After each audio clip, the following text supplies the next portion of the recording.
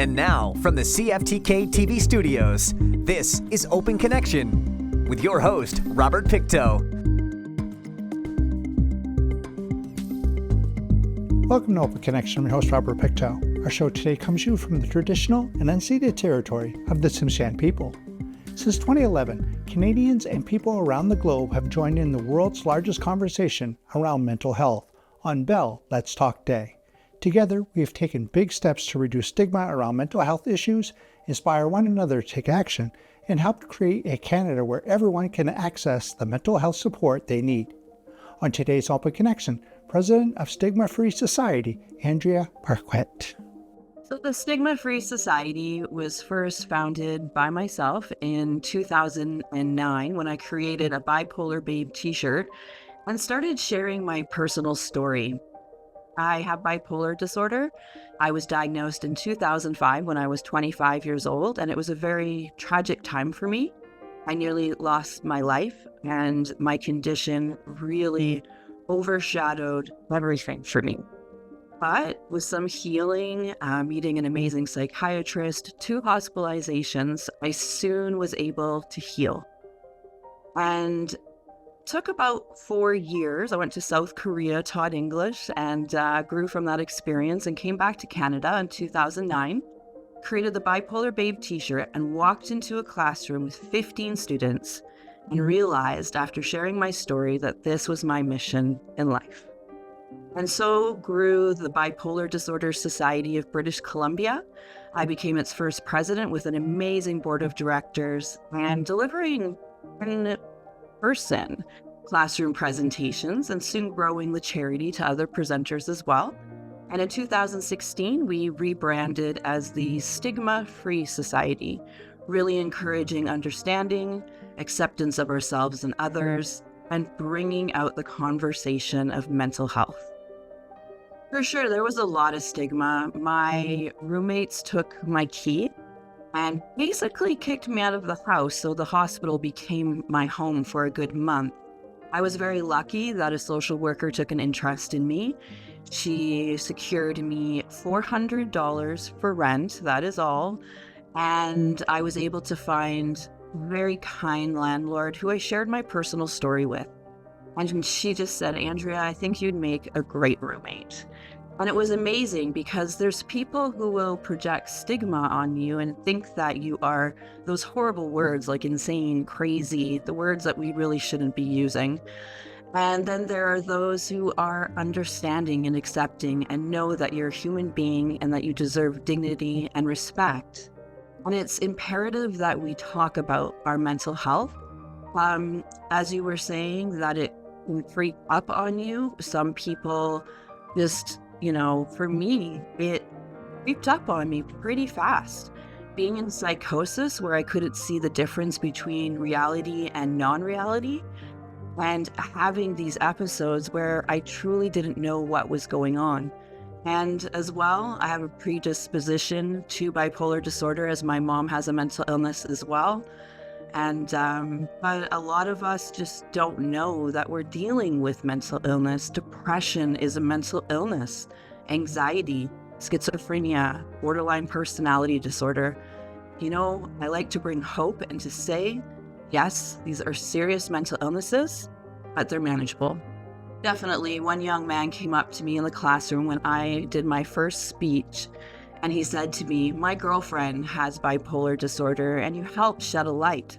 And I feel like I understand now what she's going through," because it was very hard for him to know what she was facing.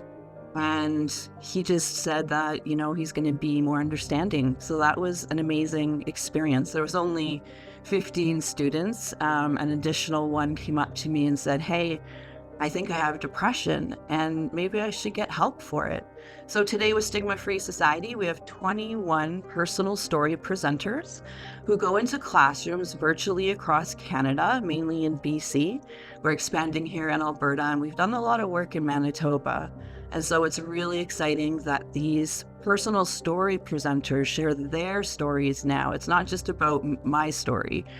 And they have faced various stigmas, mainly with mental illness and mental health interweaving into their stories. So it's so inspiring to see the feedback. And we reached over 4,000 students last year. I'm Shalene Jones from Eating Disorders Nova Scotia. Today, let's talk about mental health. We work to ensure that everyone has access to the supports they need for recovery. Our virtual peer support programs, led by our team of trained peer mentors, are now available across Canada. Today, let's create positive change for mental health, because no one should have to face an eating disorder alone. Open Connection will be right back after these messages. And now, from the CFTK-TV studios, this is Open Connection with your host, Robert Pictou. Thank you for staying with us. A New Year's resolution is a tradition which a person resolves to continue good practices, change an undesired trait or behavior, accomplish a personal goal, or otherwise improve their behavior at the beginning of a calendar year. Bell Let's Talk Day marks the start of a new year to take action on mental health. Let us return the conversation with Andrea. Yeah, in 2009, people were not talking about mental illness as they are today. With Bell Let's Talk, it's very inspiring. This is a campaign that has been running for many years, inspiring people to talk about their challenges and their triumphs, what they have been through, where they are going, all of those inspiring things.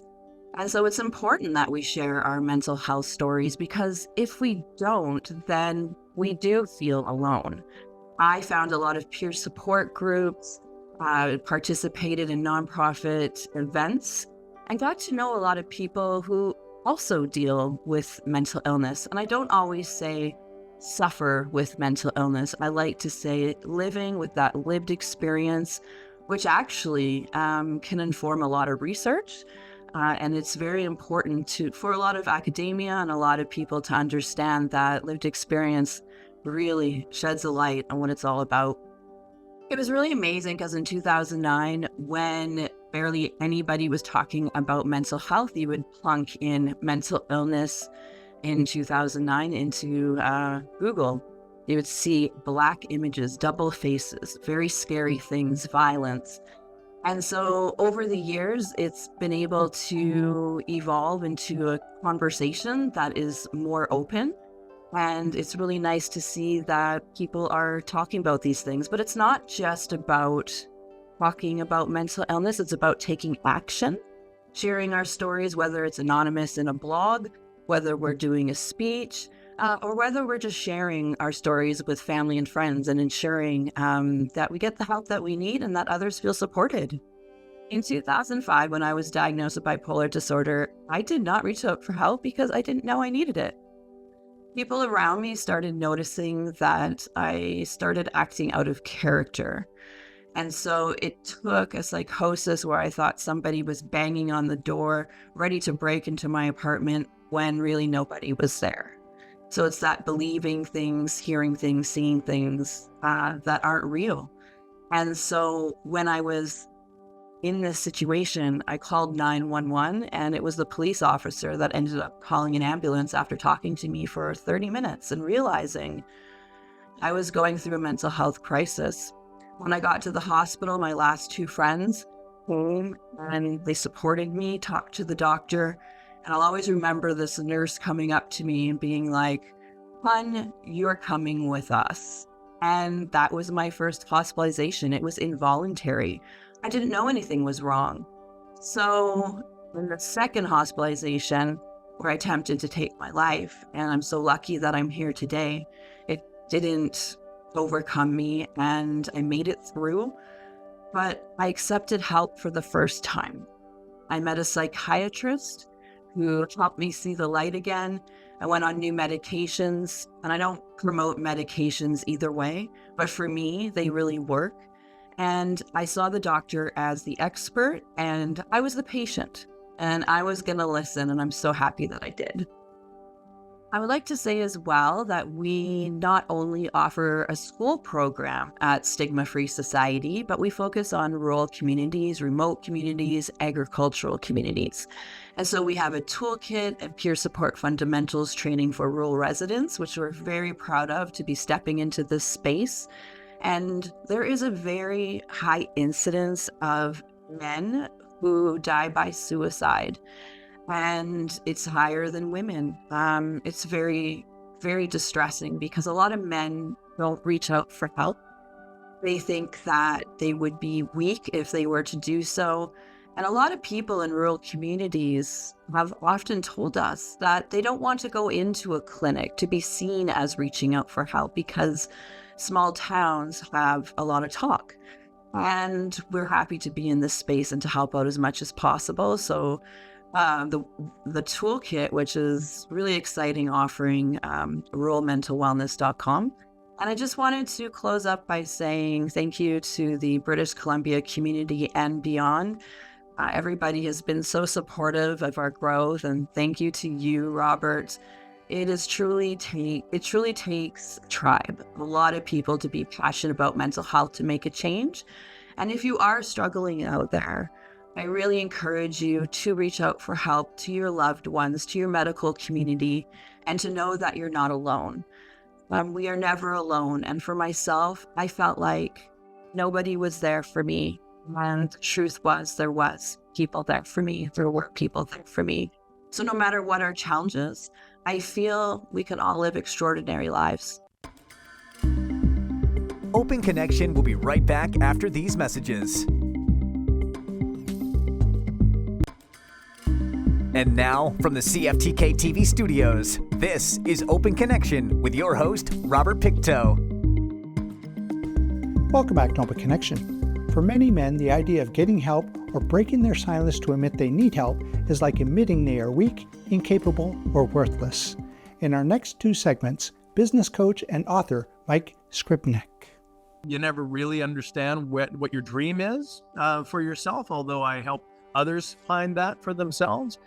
Because it seems to be a work in progress. And I had reached modicums of what I'd call success many times throughout my life and reached different pinnacles. I had a great family, raised a great family, had great business successes, written books, and, had some amazing experiences.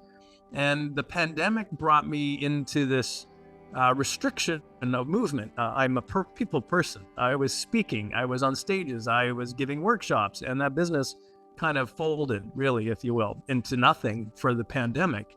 And I felt a little archaic. I wasn't really mobile and agile online and hadn't attended to that prior. So I found myself without work or a business that was slowly but surely going down the toilet, and, created this major crisis for me, real dark depression, suicidal concerns.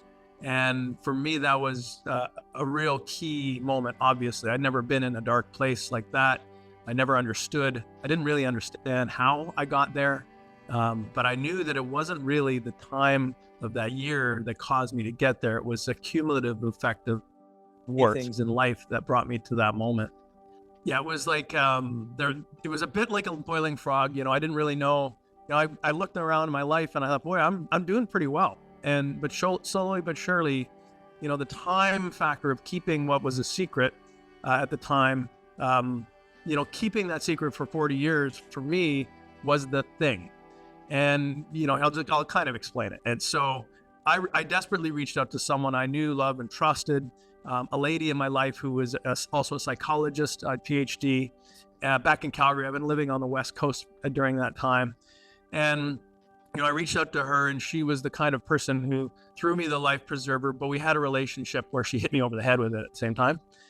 Just like, get yourself right. And, with that was the inspiration and instigation to seek help, seek therapy, to discover what got me to that moment. Like, what was that thing? Or, was there an event? Were there events? And I felt that there was an elephant in the room at the time for me. And, how did I find myself in this moment of darkness because of that thing maybe 40 years ago? And how did it work? And how do I get out of it? Because the cloud was was pretty ominous. And, here I was, with a family and no income. And, I really didn't want to get out of bed, but I was faking it quite a lot for a few months. Yes, I guess surprise at, going through therapy, going through EMDR, which was one of the key elements of the therapeutic process I went through, kind of revealed all the things that trauma created. And for me, I was raped at 11 years old by a pillar of the community. And this man was, everybody admired him. He was a veteran. He was leader of church and Boy Scouts and choir and all these wonderful things. His wife was the principal of my school. And so parents would just hand their kids over, expecting that he would guide and mentor. And what he was really doing was, a very systematic way of abusing boys. Many before me, many after me. But so this incident for me created some patterns that I never really understood. Naturally, I think part of who you are and what you're doing, and incidents of those kind of situations also create resilience, independence, a determination. But it also created these underlying instincts that I just didn't realize were going on in my life that really came into play to put me in that depression, in 2021, 40 years later. And what it was this distrust and this negative energy that I would maybe put out there that I didn't know that I was putting out there, that essentially sabotaged relationships with good men or pushed them away, and attracted men that maybe were flawed in a myriad of ways to my life. And I would side with them, get into business with them. I still was an entrepreneur. I was motivated, and, I would consider myself somewhat intelligent. And so I was driven by innovative, smart men who seemed to have some kind of success. But at the same time, I was constantly aligning with these men with deep flaws. And when business pressures come in, their world collapses, and I was close all the time. And so I was right with it, And so there was a lot of start, restart, stop, lose money, transition, leave work, all these different things. And it just accumulated. And then we got the isolation of the pandemic, and it was just me. And so there I was alone with my own business not working out. I had no idea what was going on. And there I went into this depression.